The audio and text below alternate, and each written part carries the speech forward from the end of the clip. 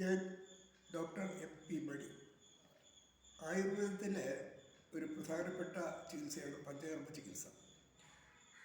പക്ഷേ ജനങ്ങളുടെ ധാരണയിൽ ഇപ്പോഴും പഞ്ചകർമ്മം എന്ന് പറഞ്ഞാൽ എണ്ണ തേക്കുക, പിഴിച്ചിൽ നടത്തുക തുടങ്ങിയ കലാപരിപാടികളാണെന്നാണ്. പഞ്ചകർമ്മം എന്ന് പറയുന്നതല്ല, അതൊരു വലിയ ലക്ഷ്യത്തോടു കൂടിയുള്ള വലിയൊരാശയമാണത്. അതായത് നിരൂഹോ പവനം കായ ശിലൂരേകാസറ വിസ്മൃതി എന്നാണ് സംസ്കൃതത്തിൽ പറയുന്നത്. നിരൂഹം എന്ന് വെച്ചാൽ കഷായവസ്തി, ചില കഷായങ്ങൾ ഉപയോഗിച്ച് എരിമ കൊടുക്കുന്നതാണ് ഈ നിരൂഹം എന്ന് പറയുന്നത്. അടുത്തത് ഛർദ്ദിപ്പിക്കലാണ്. അടുത്തത് വിരേചനമാണ്, വയറിളക്കുക എന്നുള്ള പ്രക്രിയയാണ്. അടുത്തത് ഈ രക്തപോഷമാണ്. പിന്നെ നസ്യമാണ്. ഇങ്ങനെ 5 പരിപാടികളാണ് ഈ പഞ്ചകർമ്മം എന്ന് പറയുന്നത്. യഥാർത്ഥത്തിൽ ഇതിൻ്റെ ശാസ്ത്രവശം എന്ന് പറയുന്നത് ഇംഗ്ലീഷിൽ പറഞ്ഞാൽ elimination of unwanted material deposits from the body. ശരീരത്തിൽ അടിഞ്ഞുകൂടി കിടക്കുന്ന ആരോഗ്യത്തിന് ദോഷകരമായ എല്ലാ വസ്തുക്കളെയും പുറത്തു കളയുക എന്നുള്ളതാണ്. ഇത് പറയാനുള്ളൊരു കാര്യം, ഇങ്ങനെ ഈ ശുദ്ധീകരണം കൃത്യമായി നടത്തുന്ന വ്യക്തികളിൽ ഈ ഹൃദയധമനിയിലെ ബ്ലോക്കുകൾ ഉണ്ടാകാനുള്ള സാധ്യത കുറവ്. അത് പുതിയ ആധുനിക ശാസ്ത്രം പറഞ്ഞിട്ടുള്ളൊരു കഥയാണ്. അപ്പോൾ ഏതായാലും കൊല്ലങ്ങൾക്ക് മുമ്പ് ആധുനിക ശാസ്ത്രം ഈ ഭാഷ പറയുന്നുണ്ടായിട്ടുണ്ട്. ഈ മലബന്ധമില്ലാതെ കൃത്യമായി ശീലിക്കുന്നവരിൽ ഈ ഹൃദയധമനി തടസ്സങ്ങൾ ഉണ്ടാകാനുള്ള സാധ്യത കുറവാണ്. മാത്രമല്ല, ഈ ഹൃദയധമനി തടസ്സങ്ങൾ ഉണ്ടായവരിൽ ഇപ്പോൾ ചികിത്സ എന്ന് പറയുന്നത് വലിയ ബിസിനസ്സാണ്. ആൻജിയോപ്ലാസ്റ്റി, ബൈപ്പാസ് സർജറി ഉള്ള കാര്യങ്ങളായിട്ട് അത് നമുക്ക് ചുറ്റുപാട് നമ്മൾ നിരീക്ഷിച്ചാൽ ഒരുപാട് കാര്യങ്ങൾ മനസ്സിലാവും. ലക്ഷങ്ങൾ ചെലവ് വരുന്ന ചികിത്സയാണ്. ഈ മേഖലയിൽ ഏതാനും കൊല്ലങ്ങൾക്ക് മുമ്പ് അമേരിക്കക്കാരനായ ഒരു ഡോക്ടർ ഡീൻ ഓർണിഷാണ് പുതിയൊരു ഭാഷ അവതരിപ്പിച്ചത്. അദ്ദേഹം പറഞ്ഞത് ബൈപ്പാസ് സർജറി എന്നാണ്. ബൈപ്പാസ് ഇറ്റ്, അതിന് ബൈപ്പാസ് ചെയ്യുക, വഴി തിരിച്ചു വിടുക. അത് പറയാൻ അദ്ദേഹം ഈ ജീവിതശൈലി, മറ്റ് വ്യായാമം ഇതൊക്കെ പറയുന്ന കൂട്ടത്തിൽ പ്രധാനപ്പെട്ട മറ്റ് ഡോക്ടർമാർ പറയാത്തൊരു ഭാഷ പറഞ്ഞു. ശ്രീബുദ്ധൻ്റെ മധ്യമ മാർഗത്തിലൂടെ ജീവിക്കണമെന്ന്. അതാണ് അദ്ദേഹം പറഞ്ഞത്. മിഡിൽ പാത്ത് ഓഫ് ലിവിങ്, അതാണ് ഉദ്ദേശിക്കുന്നത്. ഈ മിഡിൽ പാത്ത് എന്ന് പറയുന്നത് മാനസികാവസ്ഥയാണ് ആക്ച്വലി ബുദ്ധൻ പറഞ്ഞിട്ടുള്ളത്.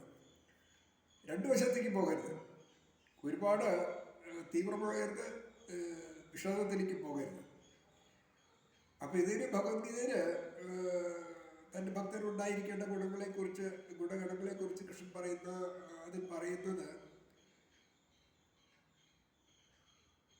ഈ നിർമ്മമോ നിരഹങ്കാര സമദുഃഖ സുഖക്ഷമി എന്ന് പറയുന്നുണ്ട്.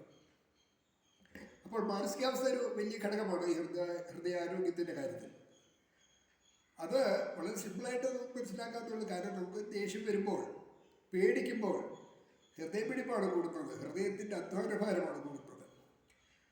അപ്പോൾ ഞാനീ പറഞ്ഞു വരുന്നത്, നമ്മുടെ പഞ്ചകർമ്മ ചികിത്സ വളരെ ശാസ്ത്രീയമായി ചെയ്താലും അതല്ല, ഈ വേറെ ലളിതമായ മരുന്നുകളിലൂടെ മലബന്ധം ഇല്ലാതെ കൃത്യമായി സൂക്ഷിച്ചാലും ഹൃദയധമനി തടസ്സം ബ്ലോക്കുകൾ വരാതിരിക്കും.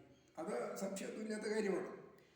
നമ്മൾ ആ ജീവിതശൈലി ഓരോരുത്തരും ഡോക്ടർ പറയുന്നതനുസരിച്ച് മാറ്റങ്ങൾ വരുത്തുകയും നമ്മുടെ ആഹാരം ഡോക്ടർ നിർദ്ദേശപ്രകാരം കൃത്യമായി ചിട്ടപ്പെടുത്തുകയും ഈ മാനസിക സംഘർഷമില്ലാതെ, മാനസിക സംഘർഷമില്ലാത്തൊരു മാനസികാവസ്ഥ സൂക്ഷിക്കുകയും ഇതുപോലെ ഈ മലബന്ധമില്ലാത്ത ജീവിതശൈലി, അതിന് ലളിതമായ മരുന്നുകൾ എന്തെങ്കിലും പതിവായി കഴിക്കണമെന്നില്ല. എങ്കിലും ആഴ്ചയിൽ 2-3 ദിവസം കഴിക്കാം. അതിന് ഒരുപാട് മരുന്നുകളുണ്ട് ആയുർവേദത്തിൽ, വളരെ സുരക്ഷിതമായത്.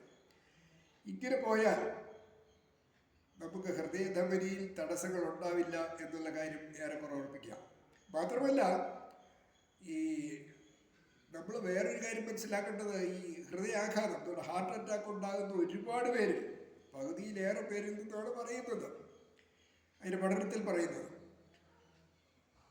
ഇവർക്ക് പ്രമേഹമില്ലായിരുന്നു, കൊളസ്ട്രോൾ ഉയർന്ന നിലയില്ലായിരുന്നു, ഉയർന്ന രക്തസമ്മർദ്ദമില്ലായിരുന്നു. അതാണ് നമ്മൾ ശ്രദ്ധിക്കപ്പെടാതെ പോകുന്ന വേറൊരു കാര്യം. ഇങ്ങനെ അതാണ് ഡോക്ടർ നോക്കിയിട്ട് ഒരു കുഴപ്പം കണ്ടില്ല. പലരും പറയുന്നത് ഒരാഴ്ച പരിശോധിച്ചൊന്നും കണ്ടില്ല.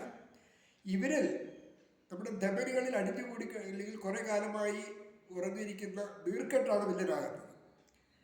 അപ്പോൾ ഈ നീർക്കെട്ട് ഹൃദയാഘാതത്തിലേക്ക് പോകുന്നു എന്നുള്ളൊരു ശരീരം ഒരു അറിയിപ്പ് തരും.